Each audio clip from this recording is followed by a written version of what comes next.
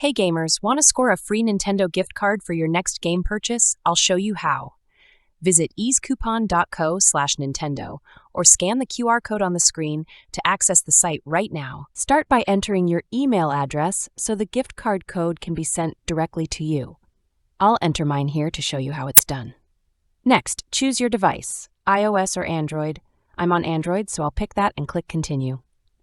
The system will now generate your Nintendo gift card code. To confirm you're a human and not a bot, you'll need to download 2 free apps from the Google Play Store. These apps are completely safe, free, and from reliable developers with millions of downloads. After downloading, open and use each app for at least a minute. Some apps might ask you to register or complete a specific level in a game, such as level 9 or 10. This step is crucial for verification. Let's fast forward this part with some background music as I complete the apps.